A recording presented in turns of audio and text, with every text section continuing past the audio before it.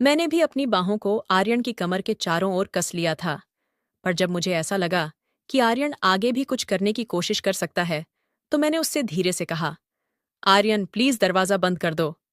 मेरी बात सुनकर आर्यन हंसते हुए बोला, इस समय यहां कौन आएगा? मैंने धीरे से मुस्कुराते हुए कहा, फिर भी तुम दरवाजा बंद कर लो ना प्लीज। आर्यन ने मुझे छोड़ा और दरवाजा बंद करने चला गया। वापस आकर उसने फिर से मुझे अपने पास खींच लिया और जैसे वो मुझे अपनी बाहों में भरने लगा, तो मैंने धीरे से कहा, आर्यन लाइट भी बंद कर लो प्लीज। और फिर हेलो दोस्तों, आज की इस रोमांचक कहानी में आप सभी का स्वागत है। काफी देर एक दूसरे में समाये रहने के बाद जब सब कुछ हो गया, तो मैंने तुरंत ही आर्यन को पीछे हटने के लिए कहा। मेरा दिल जोरों से धड़क रहा था और मेरी सांसें भी बेकाबू होती जा रही थीं। मैंने जैसे तैसे खुद को संभाला और आर्यन को मेरे कमरे से बाहर जाने के लिए कहा।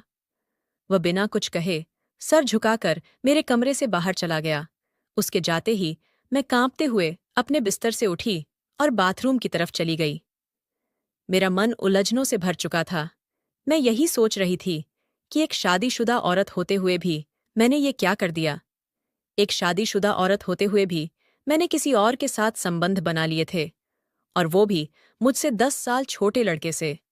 यह सब सोचते हुए मेरा दिल बहुत जोरों से धड़क रहा था। मैं जैसे तैसे बस खुद को शांत करने की कोशिश कर रही थी। जो हुआ वह नहीं होना चाहिए था, लेकिन अब ऐसी परिस्थिति में मैं और कर भी क्या सकती थी। मैंने बाथरूम में खुद को साफ किया और खुद से एक वादा भी किया कि मैं अब से बहुत ही सतर्क रहूंगी। नहाने के बाद मैंने अपनी साड़ी पहनी, अपने बालों को ठीक किया और अपने बिस्तर पर जाकर लेट गई। पूरे दिन की थकान और उलझनों ने मुझे इस कदर थका दिया था कि मैं कब सो गई मुझे पता ही नहीं चला। रात के करीब 12 बजे हमारे मैनेडोर की घंटी बजी। मैं हड़बड़ाकर उठी और घड़ी की तरफ देखा तो घड़ी में 12 बज रहे थे।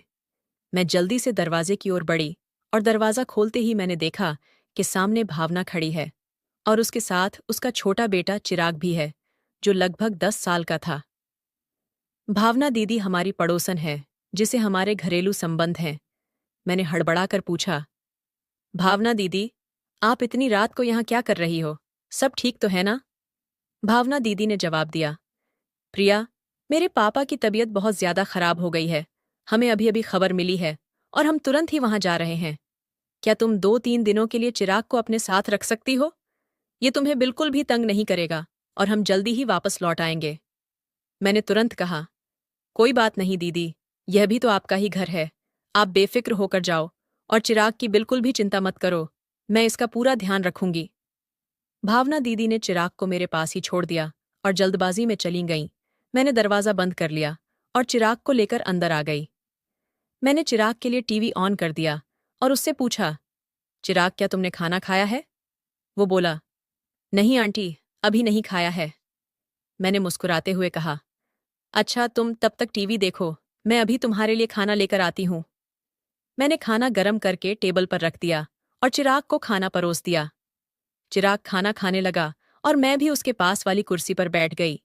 आर्यन ने अभी तक खाना नहीं खाया था और मैं खुद उसे बुलाने नहीं जाना चाहती थी। मुझे पता था मैं उससे आंखें भी नहीं मिला पाऊंगी। मैं यही सोच रही थी कि जो कुछ भी हुआ उसमें किसकी गलती थी, मेरी गलती थी या फिर आर्यन की गलती थी। कुछ देर बाद मैंने आर्यन के कदमों की आहट सुनी और उसके कदमों की आहट सुनकर मैं अपने विचारों से बाहर आ गई। मैंने बिना उसकी ओर देखे उससे कहा, आर्यन तुम भी खाना खा लो, मैंने खाना गरम कर दिया है। वो मेरे बगल वाली कुर्सी पर ही बैठ गया और चुपचाप खाना खाने लगा। मैं भी खाना खा रही थी, लेकिन मेरी नजरें बार बार आर्यन की तरफ जा रही थीं। मैं यही सोचती रही कि एक शादीशुदा औरत होते हुए भी मैंने ये क्या कर दिया। आर्यन ने खाना खाते हुए मुझसे पूछा, ये बच्चा कौन है? मैंने बिना आंखें मिलाए उसे जवाब दिया, ये भावना दीदी का बेटा चिराग है। उनके पापा की तबीयत अचानक बहुत खराब हो गई है, इसलिए वो उनके पास गई हैं और चिराग को हमारे पास छोड़ गई हैं। इसके बाद हम दोनों के बीच कोई बात नहीं हुई और आर्यन खाना खाकर अपने कमरे में चला गया। मैंने सारे बर्तन उठाए और किचन में रख दिए, फिर चिराग को लेकर अपने कमरे में चली गई और दरवाज़ा अंदर से बंद कर लिया। मैंने चिराग को अपने साथ ही लिटा लिया, क्योंकि वो एक छोटा सा बच्चा ही तो है। अगर मैं उसको अलग लिटाती तो शायद रात में उसको डर लगने लगता। चिराग मेरे बेड पर ही लेटा था और जल्दी सो भी गया, लेकिन मैं जाग रही थी। शाम की थोड़ी देर की नींद के कारण अब मुझे नींद नहीं आ रही थी। आज का दिन मेरी जिंदगी में एक नया मोड़ ले आया था। मेरे दिल और दिमाग के बीच लड़ाई चल रही थी। दिल कह रहा था कि आज जो भी हुआ है वह सही हुआ है, जबकि दिमाग इसे गलत ठहरा रहा था। मेरा दिल तो यही भी कह रहा था कि एक शादीशुदा औरत होते हुए भी मैं एक अधूरी सी जिंदगी जी रही थी, और अगर किस्मत ने मेरे लिए कोई रास्ता खोला तो इसमें क्या बुराई है। मैं अपने इन्हीं ख्यालों में खोई हुई थी कि अचानक से मेरे कमरे के दरवाजे पर दस्तक हुई।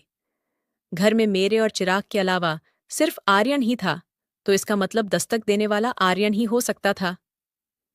मेरा दिल फिर से तेजी से धड़कने लगा था। मैंने चुपचाप लेटे रहने की कोशिश की, लेकिन दस्तक फिर से हुई। मैं यही सोच रही थी कि कहीं चिराग जाग न जाए, और यही सोचकर मैंने धीरे से उठकर दरवाजा खोल दिया। सामने आर्यन को देखकर मैं थोड़ा सा चौंक गई और उससे पूछा, अब क्या है, तुम यहां क्यों आए हो? आर्यन ने धीमी आवाज में मुझसे पूछा, क्या मैं अंदर आ सकता हूं? मैंने कहा, नहीं, बिल्कुल भी नहीं, तुम जाओ यहां से। और इतना कहकर मैंने दरवाजा बंद कर दिया। मेरी सांसें तेज रही थीं और मेरे दिमाग में कई सवाल उठ रहे थे। मैं सोचने लगी कि ये अंदर क्यों आना चाहता है? क्या वो फिर से मेरे साथ कुछ गलत करना चाहता है? नहीं, ऐसा नहीं हो सकता। चिराग भी तो मेरे कमरे में है, और एक बार जो गलती मुझसे हो गई वो मैं दोबारा नहीं दोहराऊंगी। अब ऐसा कभी भी नहीं होगा। लेकिन तभी मेरे दिल के कोने से एक आवाज आई, तो क्या हुआ अगर ऐसा हो भी गया? आखिरकार सबकी जिंदगी में ऐसे मौके आते हैं। अब जब एक बार सब कुछ हो ही चुका है, तो अगर दोबारा भी हो जाए तो क्या फर्क पड़ जाएगा? पिछले कई सालों से तुमने अपने आप को रोक कर रखा है, और अब जब मौका मिला है तो इसे गंवाना ठीक नहीं है। जिंदगी ऐसे मौके बार बार नहीं देती। मैं बिस्तर पर बैठी इन्हीं ख्यालों में डूब चुकी थी कि अगर मौका मिला है तो क्या इसे छोड़ देना चाहिए? आर्यन तो अभी जवान है, उसकी जिंदगी में तो ऐसे मौके और भी आएंगे, लेकिन मेरे लिए मेरे पास तो बस यह एक ही मौका है। क्या मुझे अपनी जिंदगी जीने का हक नहीं है? मैं इन्हीं विचारों में उलझी हुई थी। मेरे दिल और दिमाग के बीच जंग हो रही थी। आखिरकार मेरे मन की आवाज ने मेरे दिल की आवाज पर जीत हासिल कर ली। मुझे आर्यन के प्रति अपने पिछले व्यवहार के बारे में सोचकर अफसोस सा होने लगा। मैंने उसे बहुत ही गुस्से से अपने कमरे से भगाया था, और इस बात का मुझे बहुत ही दुख हो रहा था। मैं मुस्कुराते हुए अपने बिस्तर से उठी और अलमारी में से एक आकर्षक लाल रंग का जोड़ा निकालकर पहनने का विचार किया, और फिर बाथरूम में जाकर कपड़े बदल दिए। कपड़े बदलने के बाद मैं अपने कमरे में आई, और कमरे में आकर मैंने अपना हल्का फुल्का सा मेकअप कर लिया। मैंने अपना लाल रंग वाला जोड़ा पहन लिया था और ऊंची हील वाली सैंडल भी पहन ली थी। मैं बहुत ही सुंदर लग रही थी, और मैं यह सोचकर मुस्कुरा रही थी कि अगर आर्यन मुझसे नाराज भी हो गया होगा तो वो मुझे इस तरह देखकर बहुत ही खुश हो जाएगा। मैंने देख लिया था कि चिराग गहरी नींद में सो रहा है। मैंने धीरे से अपने कमरे की लाइट बंद कर दी और दरवाजा बंद करके सीढ़ियों से ऊपर चली आई। मेरा दिल जोर जोर से धड़क रहा था। जब मैं ऊपर पहुंची तो मैंने देखा कि आर्यन के कमरे का दरवाजा खुला हुआ है, और अंदर से हल्की हल्की रोशनी बाहर आ रही है। जब मैंने अंदर जाकर देखा तो आर्यन वहां नहीं था। तब तक मुझे पीछे से किसी के कदमों की आहट सुनाई दी। जब मैंने मुड़कर देखा तो वहां आर्यन खड़ा था। जब आर्यन मेरे करीब आया तो मैंने झिझकते हुए पूछा, तुम अभी तक सोए क्यों नहीं? आर्यन ने आगे बढ़कर मेरे एक हाथ को अपने हाथ में थाम लिया। उसकी नजदीकी से मेरे दिल की धड़कनें और तेज हो गई थीं। आर्यन ने मुस्कुराते हुए कहा, मुझे यकीन था कि आप मेरे पास जरूर आओगी। और इतना कहकर उसने मुझे अपनी तरफ खींच लिया। मैं बिना किसी प्रतिरोध के उसके पास चली आई। आर्यन ने मुझे अपनी बाहों में भर लिया था, और उसकी इन नज़दीकियों से मुझे एक अजीब सा सुकून महसूस हो रहा था। मैंने आर्यन के सीने में अपना चेहरा छुपा लिया और धीरे से बोली, आर्यन, मुझे बहुत डर लग रहा है। मेरी यह बात सुनकर आर्यन ने मुझे और भी ज्यादा प्यार से अपनी बाहों में कस लिया और पूछा, डर किस बात का लग रहा है? मुझे उसकी बाहों में बहुत असहज महसूस हो रहा था, लेकिन एक अजीब सा आकर्षण भी महसूस हो रहा था। मैंने धीरे से कहा, कोई हमें देख ना ले। आर्यन ने भी धीरे से कहा, यहाँ है ही कौन जो हमें देखेगा? आर्यन ने मुझे अपनी बाहों में कस लिया, लेकिन मैंने हिम्मत जताकर कहा, आर्यन अभी नहीं, यहाँ नहीं।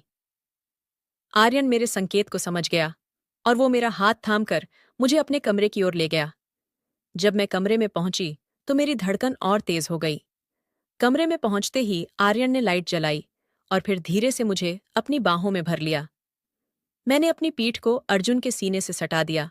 हालांकि मैं अभी भी थोड़ा सा घबराई हुई थी, लेकिन आर्यन के सीने से लगकर मुझे थोड़ा सा सुकून मिल रहा था। उसने धीरे से मेरी गर्दन पर अपना सिर रख दिया, जिससे मेरा दिल जोरों से धड़कने लगा। आर्यन ने अपनी प्यारी आवाज में कहा, आज तो आपका हुस्न कुछ खास ही लग रहा है। आर्यन के होंठ मेरी गर्दन पर और उसका एक हाथ धीरे धीरे मेरी कमर के आसपास घूम रहा था। उसकी इस नज़दीकी का एहसास मुझे पागल कर रहा था, लेकिन मैं खुद को काबू करने की कोशिश कर रही थी। मैंने यह सब पहले कभी भी महसूस नहीं किया था। आर्यन ने मुझे चूमते हुए कहा, आपकी खूबसूरती ने तो मुझे घायल ही कर दिया है।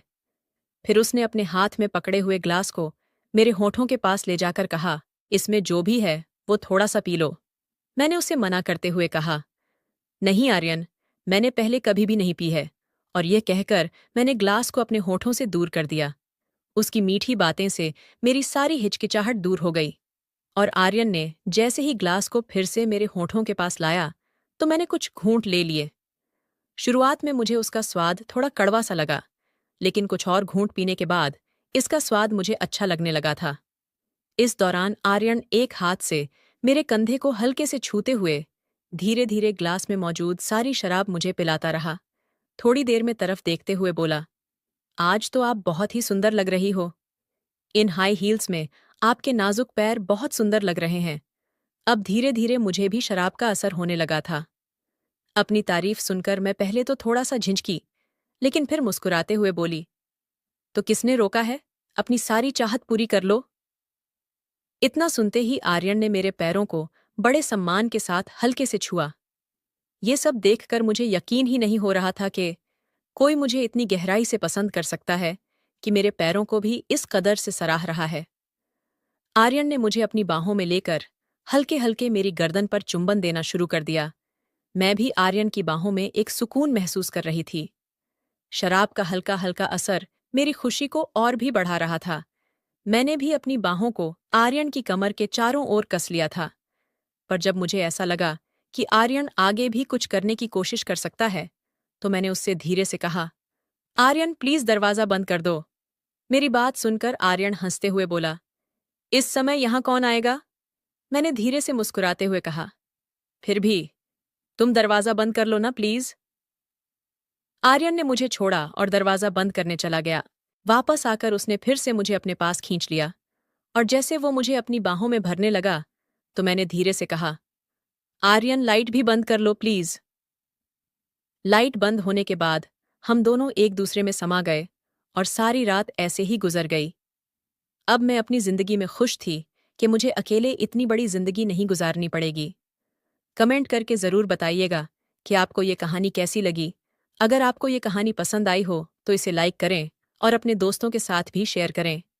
आगे भी ऐसी रोमांचक कहानियों के लिए हमारे चैनल को सब्सक्राइब करें और बेल आइकन दबाना न भूलें।